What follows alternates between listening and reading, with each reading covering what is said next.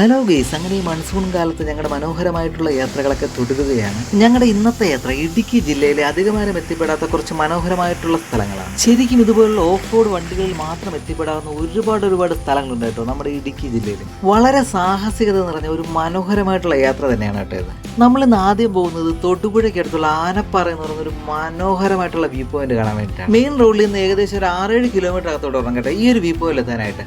അതിൽ ഏകദേശം ഒരു 5 കിലോമീറ്ററും ഓഫ് റോഡ് വണ്ടികൾ മാത്രം പോകുന്ന റോഡുകളാണ്. അത് ഇതേപോലെ പാറക്കെട്ടുകളും പിന്നെ മൺ റോഡുകളൊക്കെ ആയിട്ട് ഭയങ്കര മനോഹരമായിട്ടുള്ള സ്ഥലങ്ങളാണ്. പല ഭാഗത്ത് നമ്മൾ തന്നെ ക്ലിയർ ചെയ്തിട്ടൊക്കെയാണ് ഈ ഒരു ഭാഗത്തേക്ക് യാത്ര ചെയ്യുന്നത്. പക്ഷേ ഇങ്ങനെ ഒരു യാത്ര ചെയ്ത് ഇവിടെ എത്തിപ്പെടുമ്പോൾ നമ്മൾ കാണുന്ന കാഴ്ച അസാധ്യമാണ്. ശരിക്കും പറഞ്ഞാൽ നമ്മളിവിടെ എത്തിപ്പെട്ട ഈ സമയവും വളരെ നല്ലതായിരുന്നു. ചെറിയ ചാറ്റൽ മഴയൊക്കെ ഇടങ്ങ് ദൂരെ മലയിടുക്കൽ കോടയൊക്കെ നിറയിട്ട് ഭയങ്കര രസമുള്ള ഒരു കാഴ്ച തന്നെയായിരുന്നു. ഇതിങ്ങനെ ഒരുപാട് ദൂരം വ്യാപിച്ച് കിടക്കുന്ന ഒരു വലിയ പാറയാണ് കേട്ടോ. ഇതിൻ്റെ മേളിൽ പല ഭാഗത്തു നിന്നായിട്ട് നമുക്ക് താഴെയുള്ള വ്യൂ കാണാൻ പറ്റും. എല്ലാ വ്യൂകളും ഭയങ്കര മനോഹരമാണ് കേട്ടോ. ഇത്രയും വലിയൊരു പാറ ആയതുകൊണ്ടായിരിക്കും ഈ പാറയ്ക്ക് ആനപ്പാറ എന്ന് പേര് വന്നത്. നമ്മൾ പല വ്യൂ പോയിന്റുകൾ കണ്ടിട്ടുണ്ടെങ്കിലും വളരെ വിശാലമായ ഒരു ഭാഗത്ത് നിന്ന് ഇതുപോലെ വ്യൂ പോയിന്റ് കാണുന്ന അപൂർവമാണ് കേട്ടോ. ഇതുപോലുള്ള ഓഫ് റോഡ് വണ്ടികളും കുറച്ച് ധൈര്യം ഉണ്ടെങ്കിൽ നമുക്ക് ഈ പാറകളുടെ മേളിലൊക്കെ വണ്ടി ഓടിച്ചു കയറ്റി കാഴ്ചകളെ കണ്ട് തിരിച്ചു പോകാം.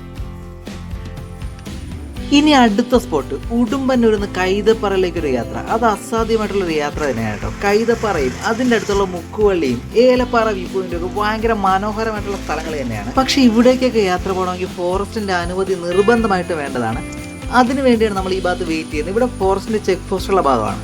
അങ്ങനെ കുറേ നേരത്തെ കാത്തിരിപ്പിന് ശേഷം ഫോറസ്റ്റിൻ്റെ പെർമിഷനൊക്കെ വാങ്ങി നമ്മൾ യാത്ര തുടരുകയാണ്. ശരിക്കും ഇനിയുള്ള ഒരു 6-7 മണിക്കൂർ ഈ ഫോറസ്റ്റിൻ്റെ അകത്തൂടെ മാത്രമാണ് നമ്മുടെ യാത്ര.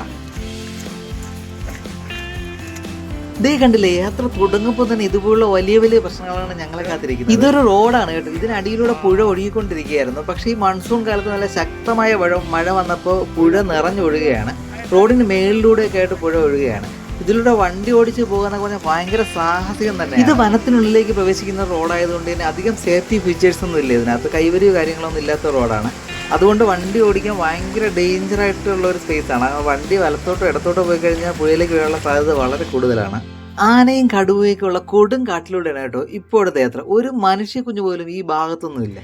നമ്മുടെ കൂടുള്ള വണ്ടികളൊക്കെ വരിയായിട്ട് താഴെ നിന്ന് മേളിലോട്ട് വരുന്നുണ്ട്. എത്ര ഹെയർ പിന്ന് കയറിയെന്നോ ഇനി എത്ര ഹെയർ പിന്ന് കയറാനുണ്ടെന്നൊന്നും ഒരു ഐഡിയ ഇല്ല. ഇവിടെ മൊത്തം ഹെയർ പിന്നാണ്. ഈ യാത്രക്കിടയിൽ മനോഹരമായിട്ടുള്ള ഒരുപാട് വ്യൂ പോയിന്റുകളും അതിമനോഹരമായിട്ടുള്ള ഒരുപാട് വെള്ളച്ചാട്ടങ്ങളൊക്കെ നമുക്ക് കാണാൻ കഴിയും. വളരെ റിലാക്സ് ചെയ്ത് കാഴ്ചകളെ കണ്ട് റെസ്റ്റ് എടുത്തുകൊണ്ടാണ് കേട്ടോ ഞങ്ങളുടെ ഈ സാഹസിക യാത്ര. ഇതേ കണ്ടില്ലേ, ഞങ്ങൾ വരുന്ന റോഡിനെ ക്രോസ് ചെയ്ത് പോകുന്ന ഒരു മനോഹരമായിട്ടുള്ള വെള്ളച്ചാട്ടം. ഇതുപോലുള്ള കുറേ വെള്ളച്ചാട്ടം ഉണ്ട് കേട്ടോ. അധികം ബഹളങ്ങളൊന്നും ഇല്ലാത്ത നല്ല രസകരമായിട്ട് നമുക്ക് നോക്കി നിന്ന് ആസ്വദിക്കാൻ പറ്റുന്ന വെള്ളച്ചാട്ടങ്ങൾ ഒരുപാടുണ്ട് ഈ ഭാഗത്ത്. മഴ സമയങ്ങളിലൊക്കെ ഈ ഭാഗങ്ങളിൽ മണ്ണിടിഞ്ഞ് വീഴാനും അതുപോലെ മരമൊക്കെ ഒടിഞ്ഞ് വീണ് നമ്മുടെ യാത്ര തടസ്സപ്പെടാനുള്ള സാധ്യതയൊക്കെ വളരെ കൂടുതലാണ്. അതുകൊണ്ട് ഈ ഭാഗങ്ങളിൽ നിന്ന് ആരും ഒറ്റയ്ക്ക് യാത്ര ചെയ്യരുത്. ഒരു ഗ്രൂപ്പായിട്ടാണ് യാത്ര ചെയ്യാനുള്ളത്.